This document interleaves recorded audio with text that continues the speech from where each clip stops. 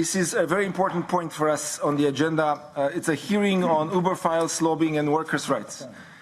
And what is important is that this House, the European Parliament, and our committee, the Employment and Social Affairs Committee, attaches great importance to the role of whistleblowers in preventing, detecting and reporting irregularities and misconduct of businesses and public entities alike. We recognize that whistleblowing based on the principles of transparency and integrity is essential for the good functioning of our democracies. The Parliament has stood in the past and it's still staying together and standing for this particular help that we can get from the whistleblowers. As you are aware, in June 2022, thousands of documents, the so-called Uber files, were leaked to a British newspaper by Uber chief lobbyist. Those documents suggest that between 2013 and 2017, Uber aggressively lobbied high-ranking politicians to delay or block legislation meant to regulate the labor and social rights of Uber drivers and obstructed enforcement procedure to the possible detriment of their drivers' right. On the 8th of September 2022, our committee coordinators decided to hold a hearing on Uber files. The aim of the hearing, just to be very precise, is to give an overview of the situation of Uber drivers in Europe and show to what extent, through Uber's lobbying activities, their workers' rights have been affected across Europe within the scope of existing labor and social rights. Empowering and protecting people and making inclusive growth a reality in Europe is at the heart of our committee's work and preoccupation, especially now in the context of rising cost of living and accelerated green and digital transition. As our labour markets undergo accelerated changes, our members continue to put great emphasis on fair working conditions and the right of workers, including platform workers. I'm therefore very pleased to welcome Mr. Mark McGann, former head of public policy in Uber and whistleblower. I would also like to welcome Commissioner Schmidt, who will also intervene in the first panel. Just a few words about the second panel. The second panel we will hear from other experts, Dr. Andrea Anastase, Assistant Professor, Faculty of Arts and Social Sciences, Maastricht University, Brahim Ben Ali, former Uber driver and founder of Uber Drivers Trade Union, and Ms. Zuzana Puchikova, Director of EU Public Policy Uber, in order to have a comprehensive view of the situation of Uber drivers in Europe. Before I open the first panel, I would like to make a general remark about the conduct of this hearing. We would like to hear from all our guests. All guests are welcome. I'm aware that this topic that we are discussing today is one that many of us feel strongly about. Nevertheless, I would like to ask you to show respect to all participants as well as the committee and the House. And it's my duty as a chair to be sure that these rules will be taken care of and respected. Without further ado, I would like to thank again and to give the floor to our keynote speaker, Mr. Mark McGann. Please, you have the floor, 10 minutes. Good afternoon. I would like to thank the chairperson, Dragos Plisaru, and all the members of the European Parliament Committee on Employment and Social Affairs for inviting me here to answer the committee's questions. Members of the European Parliament, I have been at the nexus of industry and government for almost 30 years, persuading successive generations of governments, legislators and regulators to enact or modify laws to facilitate business and economic growth. I lobbied governments around the world to get Uber what it wanted in order to succeed. Today I'm here to call on the European Parliament to defend the interests of drivers and platform workers everywhere. I hope that my testimony today will help you to better understand why giving disproportionate power in legislation to huge tech platforms risks shattering the social justice that this body fought very hard to establish and defend. If, to paraphrase Václav Havel, democracy is about protecting the powerless, from the powerful, then I believe, respectfully, it is time to rebalance the scales in this legislative debate. Now, platforms such as Uber were and remain a fantastic idea, harnessing telecommunications and software technologies to make life in cities and towns more efficient. In terms of getting around with affordable, safe transport, Uber brought about the changes that were long overdue. By forcing its way into cities, it's true that Uber helped to bring about consumer choice, competition, and quality of service. Now, in the early days of the mission at Uber, we were inebriated by the thrill of that mission, funded by unprecedented amounts of investor money. We believed in the mission, and we actually felt there was something quite noble in what we were doing. We were sincere when we told drivers that they were the backbone of the company and central to its success. We treated drivers like heroes because they were our heroes. In those days, we also shared the wealth.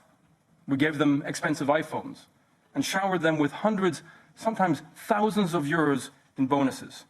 If they couldn't afford to buy or lease a car, we negotiated preferential deals with banks and car manufacturers. We did the same with insurance companies. We gave drivers a status that many hadn't experienced before. We told them that they were part of the team. As taxi drivers took to the streets to defend their incomes, we told drivers to ignore them, just Uber on. When politicians tried to stop us or slow us down, we co-opted democracy itself by leveraging consumers' political power, putting very public pressure on elected officials to back off, drowning them in millions of rider petitions. We told politicians that we would agree to stop the controversial, illegal Uber Pop service if they changed the law in the way that we wanted. We weaponized our drivers and we weaponized our customers. They were ours to use in the service of the mission. Governments and politicians just needed to get out of the way. Our driving mantra was do whatever it takes. Ladies and gentlemen, even in those days, we had disproportionate power. The dream started to sour in 2015. The company was growing at breakneck speed, and we just didn't have time to deal with drivers in person anymore. We opened huge back office centers to handle drivers' concerns by messaging through the app. We actually grew wary of the very drivers that ensured the platform's success. When we found out the drivers were seeking to organize among themselves, the company used fake identities to infiltrate their Facebook and WhatsApp groups to monitor what they were planning. We constantly revised and improved the algorithms that were increasingly directing and managing the drivers and removing most human interaction. From early 2014, we faced class action lawsuits from drivers who were already challenging their self-employed status. Now, those lawsuits forced us internally into exhausting linguistic and semantic gymnastics. The legal team instructed everyone to use the term partner drivers, not our drivers. The policy team was ordered to talk about creating economic opportunities. On no account should anyone use the word job. On no account should anyone use the word employment. We promised the French government that we would create 70,000 entrepreneurs in Paris alone if they would radically simplify the rules for professional drivers. Uber didn't create a new type of worker as much as find new ways to avoid the costs and responsibilities that employers have towards their workforce. If it walked like a duck, if it quacked like a duck, then our instinct was to say it's a duck. But no, the management in San Francisco said, it's not a duck, it's a hamster. Call it a hamster. We told everyone what we knew they wanted to hear. To investors, we guaranteed unprecedented profits over a very short time span. We told customers that they could get a brilliant private transport service at the push of a button, no waiting, no hassle, cheaper than any alternative. We told drivers that they could make a decent living, earning thousands of euros a month, with the status of being their own boss. Everybody wins. That was never going to happen. For a business model to succeed, someone in this case would have to suffer.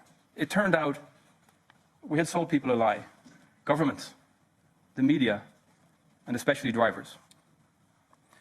In those days, we were permeated by a sense of self-entitlement. We were right, everyone else was wrong. The response to every problem was, Uber on. Don't ask for permission, just launch. Local resistance? Uber on. Drivers getting fined? Uber on. Cars getting impounded? Uber on. Drivers getting arrested? Get them a lawyer and Uber on. Violent resistance from taxi drivers? Call the media and Uber on. Lawsuits against drivers? Hire more lawyers and Uber on. Our employees are uncomfortable with our appetite for risk. There's the door. It was always a given that we would increase the commission that Uber took from each trip. It was always a given that we would withdraw the so-called driver incentives, the subsidies, which allowed Uber to undercut the price of taxis and other competition. Once a city was successfully launched, managers were instructed to very quickly reduce the spending on subsidies. It was a company-wide campaign called Burn the Burn. It was, ladies and gentlemen, the very definition of price dumping. When we stopped the incentives, we then looked for new revenue streams. We added a safe ride fee for the customer, although we were saying that this was the safest way to get around your city. We invented the service fee for what we were already saying was the best service in town. I don't believe that any of these new revenue streams actually went to drivers. Now, for a long time after leaving Uber, I struggled with how life for drivers and delivery workers appeared to be changing for the worse. The tipping point for me, and the reason I'm here today, was an Uber trip I took in Malaga in the spring of 2021. During the trip, being Irish and very chatty, I started talking to Omar, the second generation Moroccan. He was explaining how difficult it was to find work on the platform. He would have to spend most of the day waiting in his car to be connected with a ride. Now, he was positive about Uber, but he missed the early days when he was treated as part of the team and made to feel part of the company's success. These days, he said, there was no human interaction, and he had a lot of difficulty getting anyone to respond to his concerns. I spent almost an hour. He drove me for almost an hour, and it cost me 32 euros. I asked him about his earnings. How much was he actually going to take home? He said, well, Uber will take the commission of 25%. They'll then very responsibly, for once, pay the VAT to the Spanish government.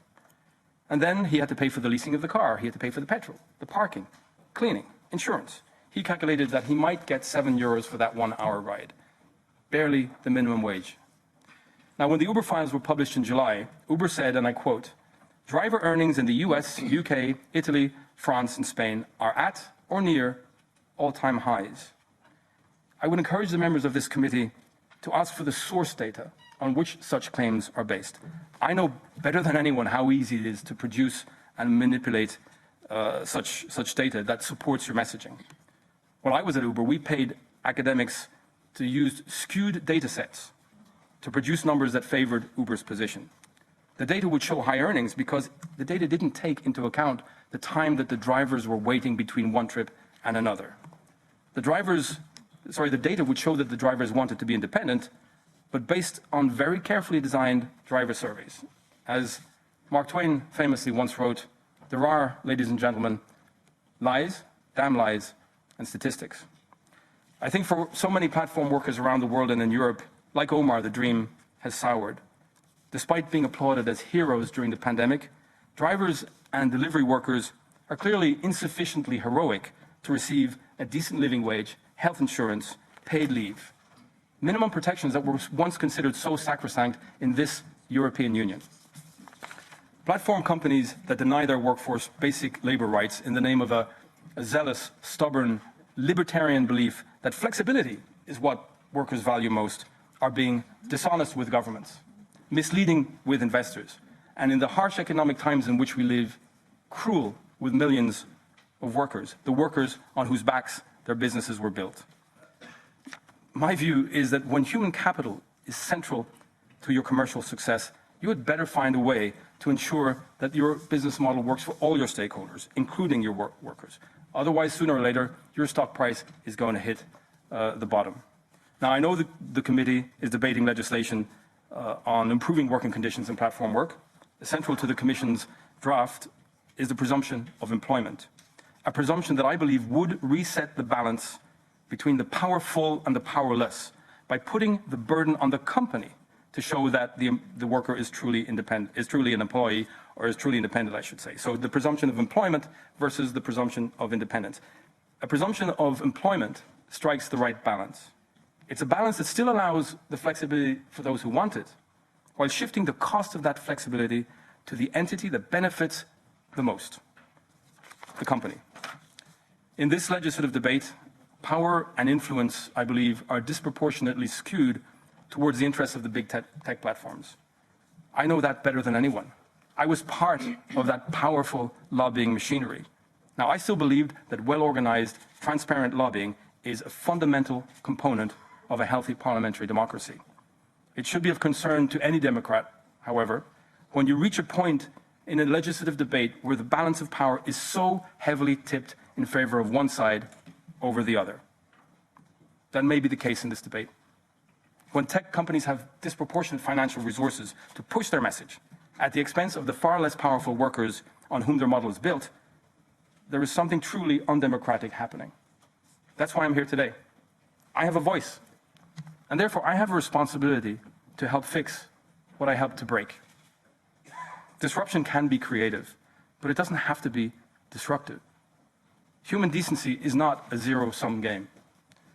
Margaret Atwood once wrote, "Better never means better for everyone. It always means worse for some." Respectfully, it falls to this committee, to this Parliament, and the Member States to ensure that tech innovation and platform work can mean better for all. Thank you for allowing me to contribute to your work.